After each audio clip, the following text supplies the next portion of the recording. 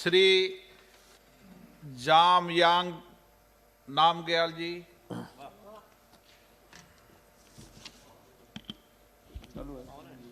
धन्यवाद अध्यक्ष महोदय। मैं महामहिम राष्ट्रपति जी के उद्बोधन पे धन्यवाद प्रस्ताव के समर्थन में खड़ा हूँ। अध्यक्ष जी, कल 2 दिन से धन्यवाद प्रस्ताव पे जो चर्चा चल रहे थे, मैं पूरे हर एक के भाषण को सुन रहा था, तो ज़्यादातर ने किसान को लेके, कोविड को लेके और बहुत सारे देश के मुद्दाओं को लेके कहा, लेकिन मैं और भी एक देश का मुद्दा एब्रोगेशन ऑफ आर्टिकल 370 को लेके, लद्दाख जो कि पिछले 1 साल पूरा देश के लिए चर्चे में रहे, लद्दाख को लेके, जम्मू कश्मीर को लेके, इन विषयों को टच करते हुए अपने बात को मैं संक्षेप में लाना चाहूँगा। मैं सबसे पहले देश के माननीय प्रधानमंत्री जी को धन्यवाद देना चाहूँगा कि कोविड महामारी से लेके गलवान की सुरक्षा से लेके जितने भी देश के सामने, सरकार के सामने जो चैलेंजेस है, चाहे सोशो पॉलिटिकल हो, इकोनॉमिकल हो, बॉर्डर सिक्योरिटी हो, बहुत सारे चैलेंजेस नेचुरल है, बहुत सारे चैलेंजेस मेड है, तो इन सब के आगे देश के प्रधानमंत्री जी ने 56 इंच का सीना तान के आगे बढ़ने का जो काम किया, उसके लिए मैं पूरे देशवासियों की ओर से माननीय प्रधानमंत्री जी को नमन करना चाहता हूं। अध्यक्ष जी, आर्टिकल 370 एब्रोगेट करके जम्मू कश्मीर और लद्दाख को यूटी बना के पिछले 1.5 साल का जो तजुर्बा रहा, मैं उसको देश के सामने आपके माध्यम से सदन में रखना चाहता हूं, क्योंकि हमारे सदन के नेता प्रतिपक्ष कल ज़ोर से चिल्ला रहे थे कि लद्दाख में क्या हो रहा है, लद्दाख में क्या हो रहा है, जम्मू कश्मीर में क्या हो रहा है। सर, लद्दाख में क्या हो रहा है, मैं कुछ सूची में ध्यान आकर्षित करना चाहता हूं। देश के इतिहास में पहली बार यूनियन टेरिटरी बनने के बाद लेह और कारगिल को मिला के 2019 से 2020, 2020 से 2021 तक यूनियन बजट में हमें 7,000 करोड़ जो मिला, 2021 और 2022 में 5,958 करोड़ जो है इस बजट में जो प्रपोज किया। कुल मिला के यूटी बनने से अभी तक लद्दाख के 2 डिस्ट्रिक्ट के लिए 13,000 करोड़ जो है बजट में देने का काम इस मोदी सरकार ने किया है, जो अपने आप में एक इतिहास है। मैं एमपी बनने से पहले लद्दाख ऑटोनोमस हिल डेवलपमेंट काउंसिल का 6 महीने का मुझे चेयरमैन के रूप में काम करने का मौका मिला। तब हमारा ऑटोनोमस काउंसिल का बजट केवल 55 करोड़ ही होते थे, और उस 55 करोड़ में पूरे डिस्ट्रिक्ट जो कि 45,000 स्क्वायर किलोमीटर का एरिया है, उसमें सभी डिपार्टमेंट्स को चलाना, आधे से ज़्यादा पोर्शन सैलरी में जाते थे। लेकिन उस काउंसिल के बजट को 4 गुना बढ़ा के देश के प्रधानमंत्री ने 232.41 करोड़ दे के दोनों काउंसिल को फाइनेंशियली एम्पावर किया। और साथ ही साथ जम्मू कश्मीर रीऑर्गेनाइजेशन होने के बाद अब लद्दाख ऑटोनोमस हिल डेवलपमेंट काउंसिल लेह और कारगिल दोनों गवर्नमेंट ऑफ इंडिया के साथ डायरेक्टली जुड़ा है। तो लद्दाख ऑटोनोमस हिल डेवलपमेंट काउंसिल के एक्ट अमेंडमेंट करके लद्दाख वालों के एस्पिरेशन को ध्यान में रखते हुए लद्दाख की ज़मीन को लेके, इन्वायरमेंट को लेके, एम्प्लॉयमेंट को लेके, कल्चरल आइडेंटिटी को लेके 6 शेड्यूल में जो डिस्ट्रिक्ट आते हैं उससे भी ज़्यादा कॉन्स्टिट्यूशनल सेफगार्ड देने का बात हमारे होम मिनिस्टर साहब ने हमें आश्वासन दिया। मैं उसके लिए माननीय मोदी सरकार को बहुत बहुत धन्यवाद देना चाहता हूँ। अध्यक्ष जी, हर डेवलपमेंट का बुनियाद जो है एजुकेशन होते हैं। मैं पिछली बार जब 370 पे बोल रहा था तब मैंने चिल्ला के बोला कि एजुकेशन पे पिछले 70 साल हमें कितना वंचित रखा, लेकिन तब से लेके आज तक एजुकेशन सेक्टर में माननीय मोदी जी ने लद्दाख यूनिवर्सिटी देने के काम किया और यूनिवर्सिटी आज चल रहा है। 2 डिग्री कॉलेजेस लद्दाख में दिया, डीम यूनिवर्सिटी का स्टेटस CIBS को दिया, national skill training institute Ladakh में दिया, फूड क्राफ्ट इंस्टीट्यूट ले को अपग्रेड करके इंस्टीट्यूट ऑफ होटल मैनेजमेंट बनाने का काम मोदी सरकार ने किया। उसी तरह 20 स्कूल में NCC का जो यूनिट खोलने का निर्णय लिया। उसी तरह कारगिल में इंजीनियरिंग कॉलेज खोलने का जो डिसीजन लिया। इसी बजट में लद्दाख के लिए central university of Ladakh Leh में बनाने का जो घोषणा किया, इतने मेजर स्टेप जो है इसी एक साल में हमें देखने को मिला। इसके लिए मैं माननीय मोदी जी के सरकार को धन्यवाद देता हूं जी। हेल्थ सेक्टर के मैं थोड़ा बात करूं, लद्दाख बहुत सारे एरिया बड़ा है, बर्फीला क्षेत्र है, दुर्गम है, दुर्लभ है, बहुत सारे सब डिवीजन एरिया जो है डिस्ट्रिक्ट हेडक्वार्टर से कट ऑफ रहते हैं, जैसे कि ज़ांस्कार, न्यूमा, टंगसे। इन एरियाओं में टेलीमेडिसिन के द्वारा लोगों को हेल्थ फैसिलिटीज प्रोवाइड करने का काम ये सरकार ने किया, हम धन्यवाद देते हैं। लद्दाख के लिए 1 मेडिकल कॉलेज सैंक्शन किया, हम धन्यवाद देते हैं। नेशनल इंस्टीट्यूट ऑफ सोवा आयुष मंत्रालय के द्वारा लद्दाख में बनाने का जो निर्णय हुआ, घोषणा हुआ, हम धन्यवाद देते हैं। सर, टेलीकम्युनिकेशन, ये सारा मैं इसलिए गिन रहा हूं, ये केवल एक लोकसभा क्षेत्र ही नहीं बल्कि देश के सीमा सुरक्षा से जुड़े हुए। जब हम सीमावर्ती इलाका का विकास करेंगे तो ऑटोमेटिकली देश का सीमा सुरक्षा और भी मजबूत हो जाएंगे।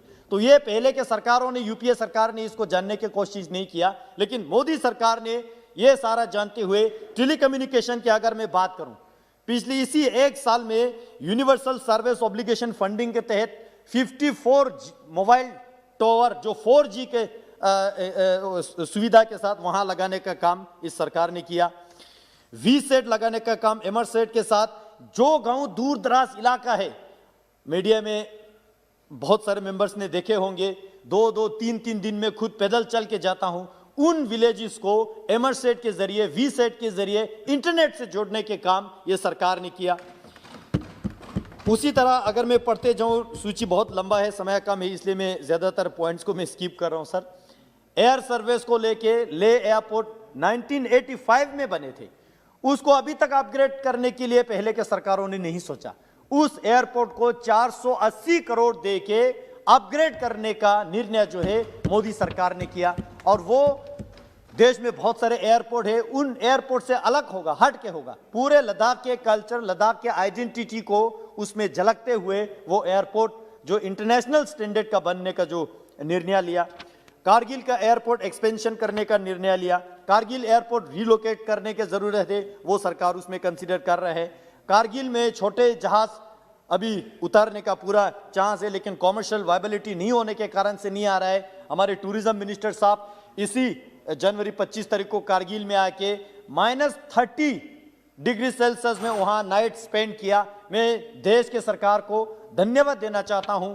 सरकार ने कारगिल को सीधा दिल्ली के साथ जोड़ने का काम किया, और वहां जो गैप फंडिंग आता है कॉमर्शियल फ्लाइट के लिए, वो टूरिज्म मिनिस्ट्री की ओर से देने के बाद किया। मैं धन्यवाद देता हूं सर। उसी तरह नुब्रा थोएस के एयरपोर्ट जो है वो वहां पे टर्मिनल बिल्डिंग करके सिविल हवाई जहाज चलाने का जो बात किया। सर, बॉर्डर सुरक्षा को लेके जो बहुत सारे रोड्स जो है, ब्रिजेस है, वहां कनेक्ट करने की जरूरत है। जोजिला टनल जो कश्मीर और लद्दाख को 12 महीना जोड़ने का जो काम जो है मोदी सरकार कर रहा है। मैं आज के बता रहा हूं, -30 डिग्री सेल्सियस में वहां पे हेवी बर्फ जो स्नोफॉल होते हुए वहां पे आज भी काम चल रहा है। पहले सरकार का मानसिकता यह था कि वहां पे ये काम करने का सीजन नहीं है, ठंड होता है, लेकिन ये सरकार ने वो मानसिकता चेंज करके -30 डिग्री सेल्सियस में वहां पे टनल निकालने का जो काम आज हो रहा है, मैं इसके लिए धन्यवाद देना चाहता हूं। नियमो पादुम दर्चा रोड 3 साल के काम जो है पिछले 3 महीने में करके जो ले से ज़ंस्कार सीधा 8 घंटे में कनेक्ट होने के काम जो है ये सरकार ने किया। ये सारा इसलिए बता रहा हूं क्योंकि ओपोजिशन के लीडर कल पूछ रहे थे कि लद्दाख में क्या चल रहा है, ये जानना बहुत जरूरी है।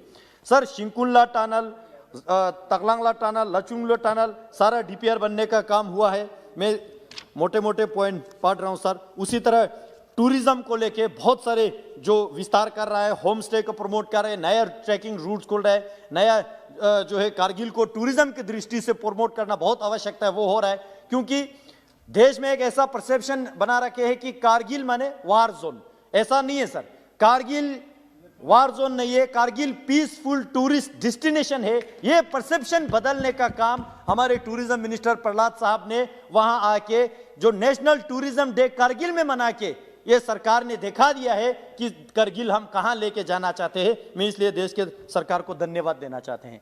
सर, युवा और खेल के संबंधित थोड़ा बोलूंगा, फिर मैं जम्मू कश्मीर धारा 370 इंटरेस्टिंग पॉइंट पे आऊंगा। सर, माननीय सदस्यगण, आपको 10 मिनट हो गए बोलते हुए। सर नहीं हो सर। आप 1 मिनट में अपनी बात कर। मैं संक्षेप करता हूं सर। चलो ये सारा पॉइंट में स्किप करके सर, माननीय सदस्यगणों से आग्रह कर रहा हूं कि वो अपनी बात को घड़ी में देखकर 5 मिनट में अपनी बात को समाप्त कर दें। आपको नहीं, आपको तो 10 मिनट हो गए। और माननीय सदस्य सर, 1-2 पॉइंट सर, जरूरी। कल अधीर रंजन जी पूछ रहे थे कि चाइना आके हजारों किलोमीटर लेके गया। ये सच बता रहे हैं सर, चाइना आके हजारों किलोमीटर लेके गया। मैं डेटा के साथ बताऊं, अक्साई चीन 27,250 किलोमीटर 1962 में कांग्रेस के टाइम पे लेके गया। ये रिकॉर्ड में जाना चाहिए। त्यापंगनाक छबजी वैली जो कोरजोक से 250 किलोमीटर चुमुर एरिया में 208 तक यूपीए सरकार के टाइम पे ले गया। अधीर रंजन जी सच बता रहे हैं। जोरावर फोर्ट जो धिमजोक में थे उसको तोड़ के चाइना के पीएलए ने 2008 तक वहां पे ऑब्जर्विंग पॉइंट बना दिया। 2012 तक ये कांग्रेस के टाइम पे हुआ। उसी तरह धूमचेले जो एंशिएंट ट्रेड पॉइंट है 2008 से 9 तक वो भी ले गया। तब सरकार में कौन थे? कांग्रेस थे। लेकिन आज मैं मोदी जी को धन्यवाद देना चाहता हूं जो देश के सुरक्षा केवल प्रधान सेवक ही नहीं बल्कि प्रधान रक्षक बन के जो है देश के सीमा को इतने मजबूत करके 10-20 गुना इंडियन आर्मी उधर तैनात करके देश के सीमा को इतना मजबूत किया। इसलिए मैं बताना चाहता हूं सर, आजादी के कभी शाम नहीं होने देंगे, शहीदों की कुर्बानी बदनाम नहीं होने देंगे। बची हो जो एक बूंद भी लहू की, तब तक भारत माता का अंचल कांग्रेस की तरह नीलाम होने नहीं देंगे। सर, आर्टिकल 370 पे मैं थोड़ा सा बोलना चाहूंगा, क्योंकि सदन में डॉक्टर फारूक अब्दुल्ला साहब ने बड़ा अच्छा इमोशनल स्पीच दिया और उन इशारे में यह बता दिया कि ये सरकार जो है मुस्लिम विरोधी है, ये जो है धर्मनिरपेक्ष करते हैं। लेकिन मैं बताना चाहता हूं सदन में सर, जब फारूक अब्दुल्ला साहब के सरकार वहां पे थे 370 वो लोग एंजॉय कर रहे थे। गुज्जर बकरवाल समुदाय जो गुज्जर बकरवाल समाज जो है 100% मुस्लिम है सर, कभी ऊपर उबारने नहीं दिया। लेकिन यह सरकार ने 370 हटने के बाद कल डीडीसी इलेक्शन चुनाव किया। गुज्जर बकरवाल को पॉलिटिकल रिजर्वेशन देके उस मुस्लिम समाज को जो पिछड़े थे दबे थे उसको उठाने का काम जो है इस सरकार ने किया। यह मैं रिकॉर्ड में लाना चाहता हूं सर 370 हटने के बाद ग्रास रूट डेमोक्रेसी वहां आने लगा सर। वहां पे जो है डीडीसी इलेक्शन हुआ, वहां पे ब्लॉक डेवलपमेंट काउंसिल का चुनाव हुआ, वहां पे जो है आज केवल 87 एमएलए का इलेक्शन नहीं, 40,000 से ज्यादा पंच एंड सरपंच इलेक्टेड है इस सरकार के दौरान। 3,000 से ज्यादा ब्लॉक डेवलपमेंट काउंसिल का चेयरमैन इलेक्टेड है। 280 से ज्यादा डीडीसी का मेंबर जो है वहां पे। और इतना जितना भी चुनाव हुआ उसमें एक बंदूक नहीं चले, एक चिड़िया के जान तक नहीं गया। वाजपेयी साहब कहते थे जमहूरियत, कश्मीरियत और इंसानियत, इससे बढ़िया जमहूरियत हमें क्या चाहिए। जो डिस्ट्रिक्ट जो है टेररिस्ट के लिए माना जाते हैं, मैं नाम नहीं लूंगा बुरा लगेगा, उन डिस्ट्रिक्ट्स में इस बार 60% 70% वोट होने लगा। 70-80 साल के बुजुर्ग जो है खुद चल के वोट डालने के लिए आया, जो पिछले 30 साल तक वोट डालने के लिए नहीं आया सर। तो इससे ज्यादा जमहूरियत क्या चाहिए। इस सरकार के दौरान कश्मीर में शूट एट साइट का एक बार भी ऑर्डर नहीं हुआ। इससे ज्यादा इंसानियत क्या चाहिए, इससे ज्यादा जमहूरियत क्या चाहिए, इससे ज्यादा कश्मीरियत जो पीसफुल और क्या चाहिए। जो अटल जी ने जो हमें मार्गदर्शन दिया उस पे माननीय मोदी जी के सरकार चलने का जो काम कर रहा है सर, मैं एक जरूर ध्यान आपके आकर्षित करना चाहूंगा। जो आज फारूक साहब ने यहां पे कहा कि यह सरकार मुस्लिम को नहीं पसंद करता है, ऐसा नहीं है सर। ये फारूक साहब मुस्लिम है, आप हिंदू है, हम बौद्ध है, हम ये सारा ये जो है ये इस देश का खूबसूरत गुलदस्तान है। लेकिन कुछ आइडियोलॉजी से हमें प्रॉब्लम होते हैं सर। फारूक साहब कहते हैं चीन के मदद से 370 वापस लाएंगे, ये हमें स्वीकार नहीं है। महबूबा मुफ्ती जी कहते हैं जब तक 370 वापस नहीं आएंगे तिरंगा नहीं उठाएंगे, ये हमें स्वीकार नहीं है।